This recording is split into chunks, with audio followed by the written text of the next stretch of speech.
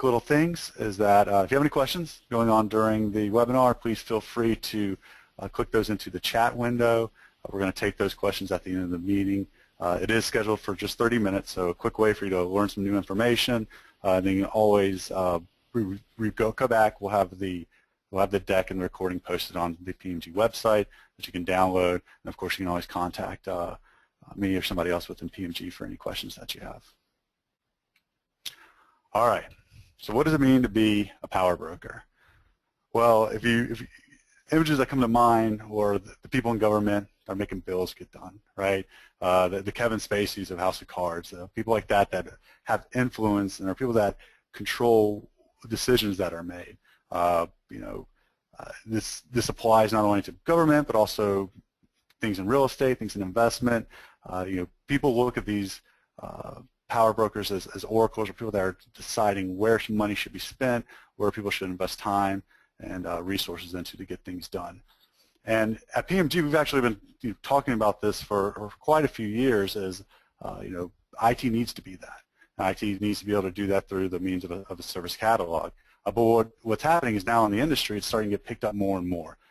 In fact, as you can see their quote there from Gartner, and other analysts as well too are starting to say, okay, IT isn't just supplying the services that they've always just done in-house. They're actually being a part of brokering services both internally and externally as well. So whether that's working with the HR team to do onboarding or working with the infrastructure team to determine how they're going to spin up cloud servers, or if they're working with the marketing team to figure out how they're going to get collateral to a certain location or set up a web server so that they can run a campaign online. All those things are where the IT department is starting to get more involved in acting as a power broker to those different departments and to those different people within the company. So how does this happen when there's not a broker involved? And some of y'all may be experiencing this today. A business group within the company needs to go and acquire some type of service. They think that they're trying to do onboarding, and they think they need to go out and get an HR tool. They think that, okay, that's going to give me everything that I need from recruiting to, once we get them in recruiting, we can put them into the HR system, and then it's done.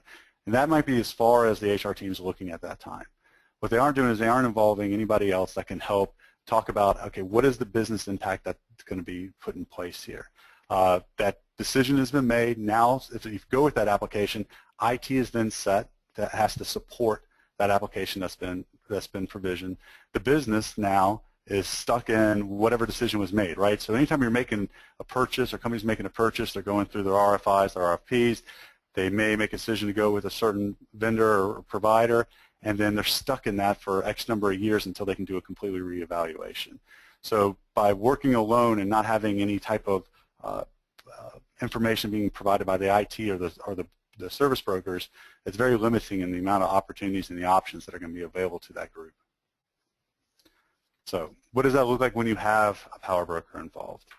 Well, that's when you're bringing in somebody who is familiar with services that are getting done within the company, right?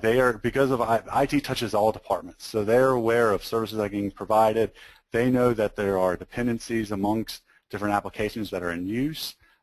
They know about things that are painful within the company, or users are having issues, or users need to, would like to see improvements in the way things are done.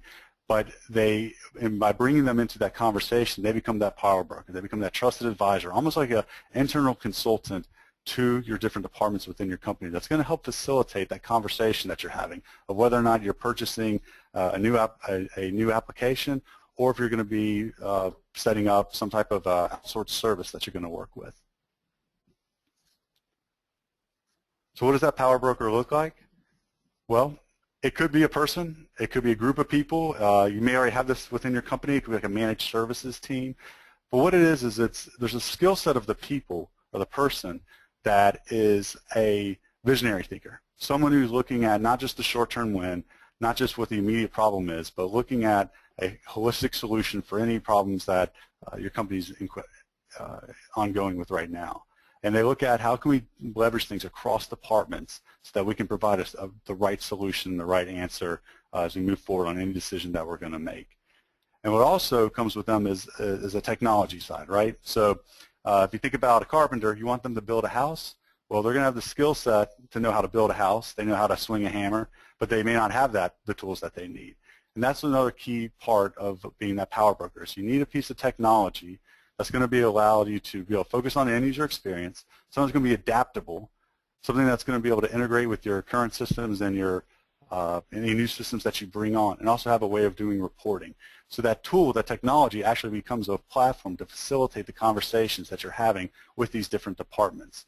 So the IT broker comes in with their skill sets of the personal skill sets, as well as having that technology tool in their back end, in their kind of in their their tool belt to be able to have those conversations. So let's actually walk through a few examples of what that would look like. So in one scenario, we have right here, we're talking about brokering cloud environments.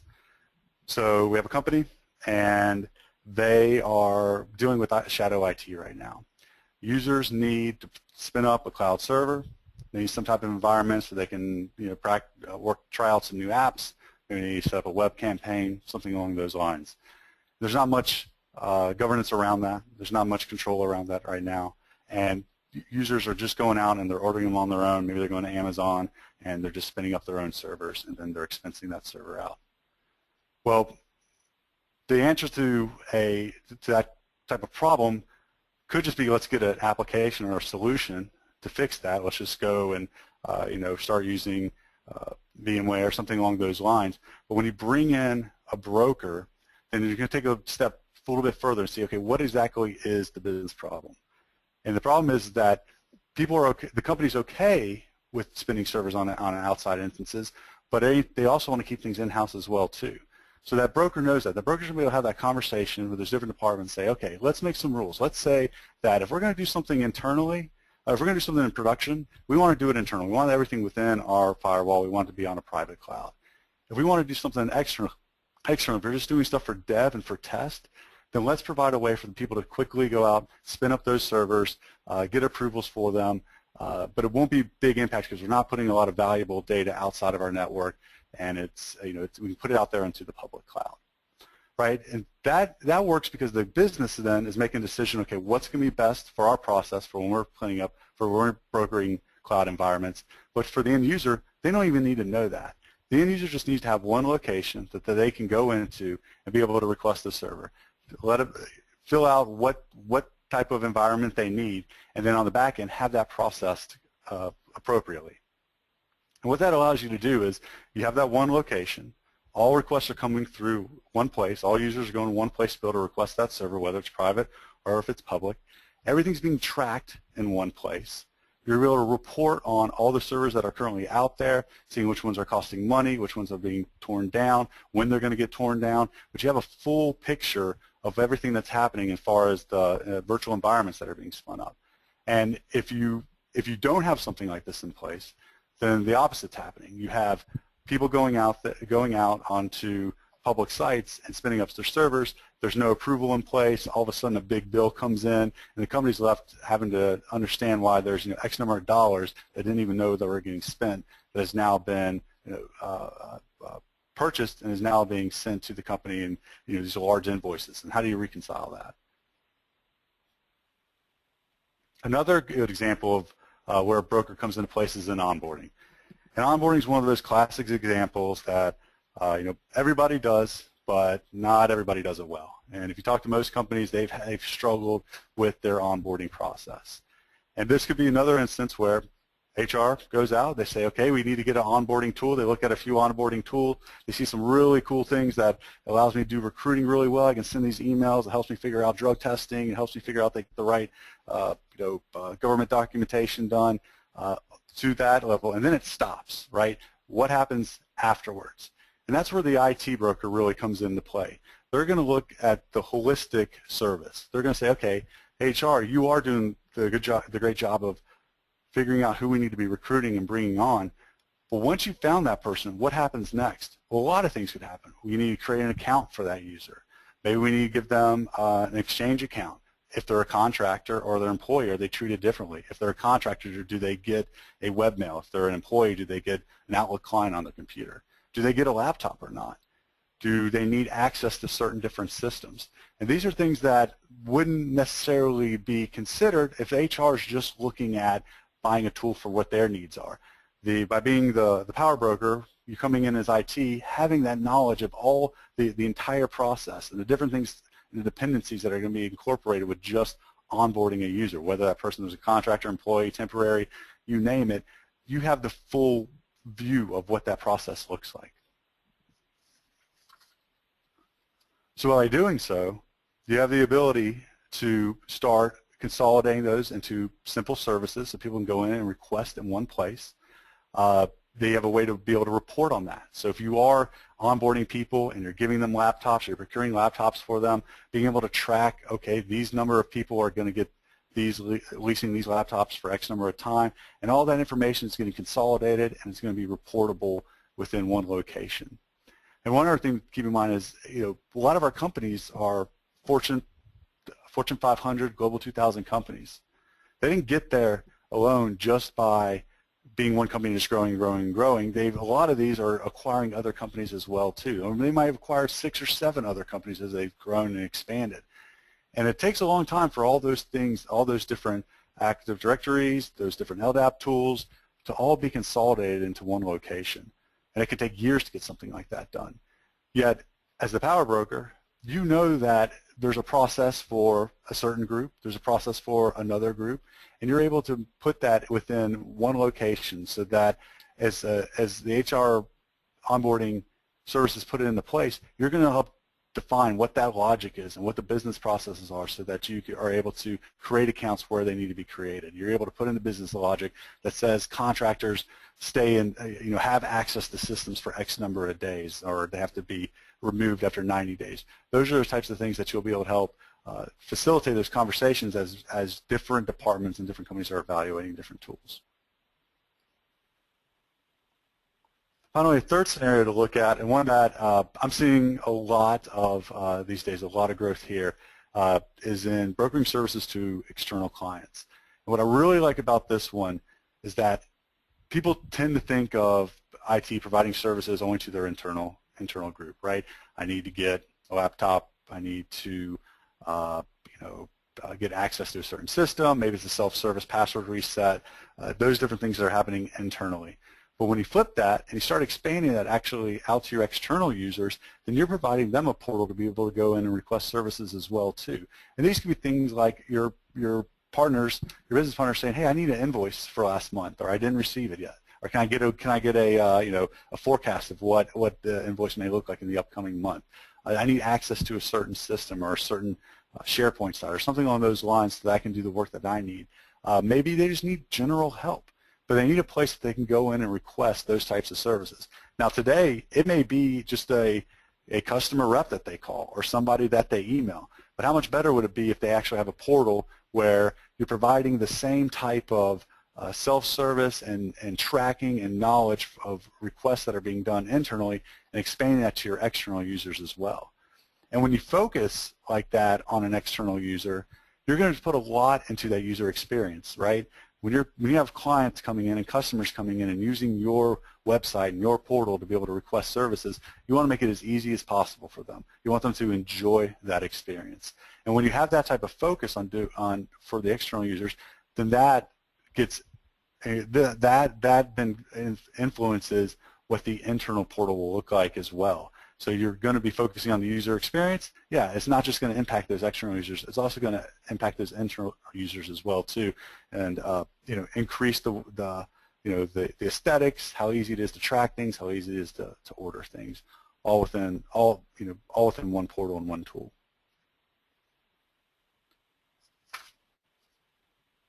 So, what's driving the need to be able to do this? Well, it is the two things that we've talked a lot about. One is it's that customer experience. You want the users to enjoy going and ordering that service, much like when you go on to Amazon.com or eBay or those really popular websites that people enjoy going to and shopping on. It's the age of consumer. People want to have that same type of experience when they're requesting services as well too. That's not new to us. That's not new to probably the people on this call as well. That's something that's going to continue to grow and grow, and as the consumerization of IT continues to grow, the need to have a great customer experience is going to continue to grow as well too. Now on the back end side of that, there's the whole management of those services, right? So how many of those services are actually being done in-house? How many of those services are we actually going to be using or outsourcing it or using a service provider to be able to do those different things and be able to track the cost that it is. So it may be cheaper to do things in-house, or maybe it is cheaper to do things outside of the company. And by having a platform that's going to be able to track those services, the amount of services that are coming in, and how quickly they're being done, you're going to have that ability to view what the results of those services are and be able to make different types of choices, whether you go with a certain company A or company B, all available to you, and all that data available to you within one product. So if you aren't doing this already, how do you get started? And as you remember from the beginning of the conversation, there's really two sides of it. There's the business and people side. So there has to be those soft skills of somebody who is able to communicate well with multiple people within the company, being able to bridge across the gap of the different silos of HR, facilities management, IT management, the different departments that you have within your company. Somebody, and it may be not just one person, it may be a group of people, it may be a team that gets together on a monthly basis to talk about the struggles and issues that they're currently encountering and seeing if there's a way that they can automate a process, or if there's things that they can leverage already within the company and be facilitated by some tools that people already have. In fact, there's probably plenty of tools that you already have within your company right now that you aren't even using the full functionality that's provided in them because you didn't know it was needed by another group or another department of the company. And then finally, it's the technology side, right? So you have those soft skills, but what do you come in that says, okay, I'm not just going to talk to you. I'm not just going to say things and listen to you and we'll come up and whiteboard some ideas, but I want to talk to you about some technology that we have in place that's going to help us facilitate brokering services amongst the different departments and within our company.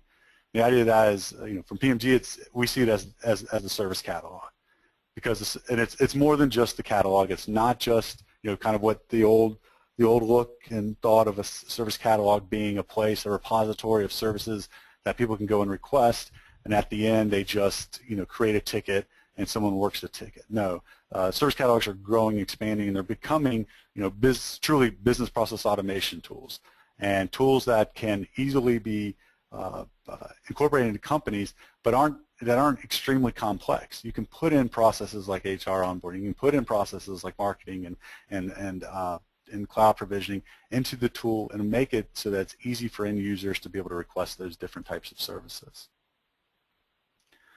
So what comes with regardless of the tool, what you need is you got to have an excellent user experience, and that starts with the aesthetics.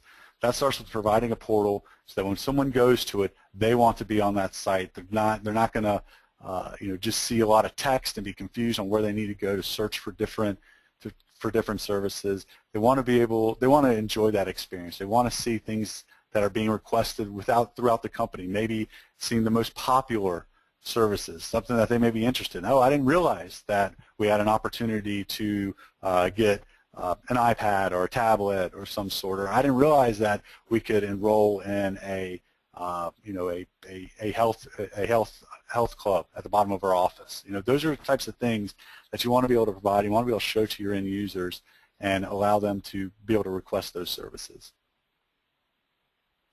Next, has to be built to change. Whatever process you put in, it's going to change. And the idea of being a broker, that is meaning that you're not staying with the one decision for all time. You're going to, today, it may be a good idea to go with company A to provide for doing payroll, but next year, it may be a better idea for you guys to go with company B to do payroll. And those are types of changes and things like that you'll be able to facilitate by having a product that's quick to change and is quickly able to be adaptable. Some things that you might even think about is, say you have a process that currently goes through manager approval, and then it goes through director approval, and then it goes and creates that account. So a new user comes on, has to go through 2 levels of approval. But you're finding out that every time it goes to that director approval, it's taken X number of days to get completed. And really, that director's never not approved it. It's always gotten approved. It just sometimes takes takes longer than it's expected. So a quick change to that is saying, okay, instead of this being an approval process, let's make this just an email notification to that director. At the same time, it could be applied to something more on the back end with your infrastructure. Say everything you're throwing up in the private cloud, you're doing through VMware today. You may choose to work with OpenStack in the future. If you can quickly change those things out when using different service providers, you have the ability to do so. Now, the end user isn't impacted by any of that. They're still going to the same portal. They're still requesting the same service. They're still getting the same level of value from requesting a cloud environment as they were before the switch was done on the back end. It's actually, probably very little of that's known that there was even a change that was done. And also, you want to have governance control. You want to make sure that anything that's changing within the system, that you're auditing that you're logging that, and you're reviewing it to make sure that you aren't impacting other systems at the same time too, or you aren't impacting other services as well. You want to track and monitor. This is where SLAs come in. This is where, there's so much discussion right now about metrics because there's so much data that's out there, and it's trying to understand, okay, now we have all this data. What are we going to do with it? How are we going to utilize SLAs, OLAs to make different decisions and make determinations on how we're going to run our different business processes? And by having a platform that allows all services to flow through it, you're going to be able to look at a high level of whether or not services are being done correctly and hitting different SLAs. So if we look, let's talk about onboarding. If for some reason it's taking a long time for a laptop to get procured, that may be something specific to the service that you want to dive into to look into. But you don't want to have to check that and then also check is AD getting created all at the same time, is my access getting provisioned all at the same time or quickly enough. So it's a bunch of different individual reports that could come out of that. Instead, what you want is you want a more holistic view. And so by somebody who's ordering a service and it's going across multiple departments, going across, integrating with multiple applications, you're going to get that high-level view of, is onboarding working? Is onboarding hitting this SLA? Is it hitting its OLAs? And if so, we're good. If not, let's dive deeper into the different types of reports that we want to look at. Because as I mentioned, with the proliferation of so much data out there, you need to have a way to be able to report that easily and make action on those reports easily. And then the final thing is reporting on costs. As your maturity of your services continue to grow, you're going to start learning about the cost that's associated with each one of the services that you're providing. So if you're onboarding an employee, it costs X number of dollars. If you're spinning up a server internally or externally, it's costing X number of dollars. You need to show that information to your end users so that they are aware that these things that I'm doing, these actions that I'm taking, they have an impact to the company. It's going to affect the bottom line. And at the same time, all that information needs to be able to be rolled up and reportable to the leadership so they can look at to see, okay, where is our money going? Where do we have X number of laptops currently being leased out right now? And that's the reason that we have the large invoice that we have on a monthly basis. Let's check on those and let's validate that we're getting the right bills. And by having your services all in one place, by having your services moving through one platform, then that's going to give you the visibility that you need to make those types of decisions. So as we're getting towards the end, we've gone through a few different scenarios: onboarding, cloud provisioning, extending your services to external clients as well. Starts to show you that there's the idea that IT is becoming more than just what has been in the past. It's becoming the power broker. It is the one that's going to have a lot of influence on decisions that are being made within the company, and it crosses all different departments. It's your cloud service providers. It's your service catalog, it's your ITSM tools, it's your identity management tools, it's your marketing group. They're figuring out, accounting group, if they're going to be kicking off audits of different branches within different states and things like that. That by being that service broker, you're able to bring in the expertise and knowledge that you have to help facilitate those conversations as decisions are being made on what the right tools are and what the right processes are to be able to manage those things. So I think I went kind of fast, but I think we're right about on time. It's 1:57 right now, and I will open it up to see if we have any questions.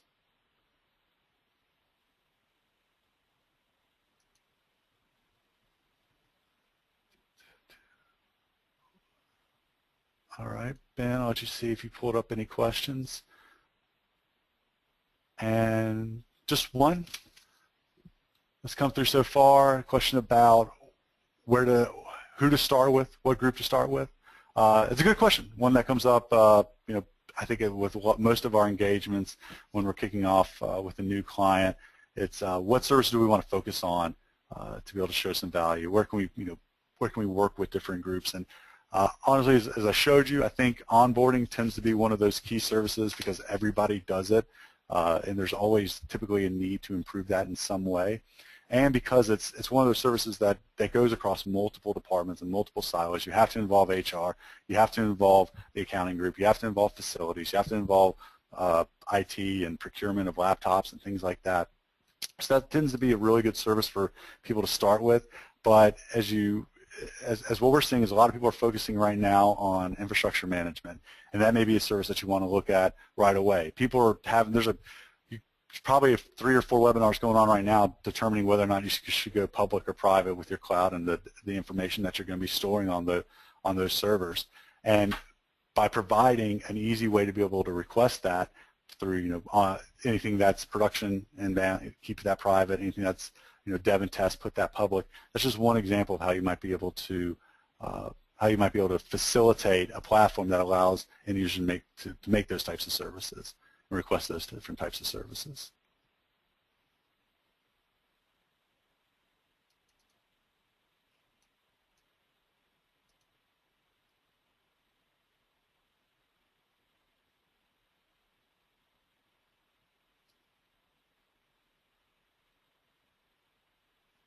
All right, and then I think we have a good question here. It says, I'm trying to pull it down. It's stuck in there.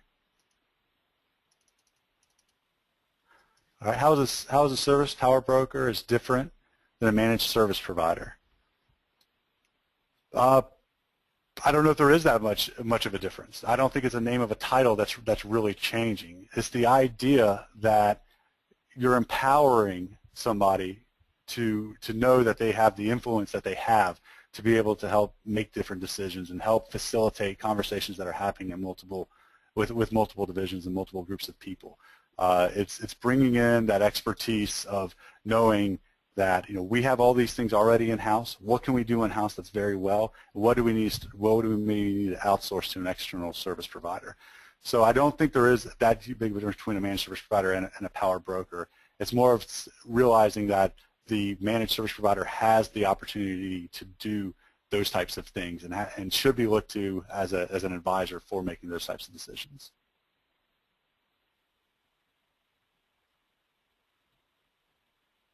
All righty. Well, good question. We have come to the end of our 30 minutes together.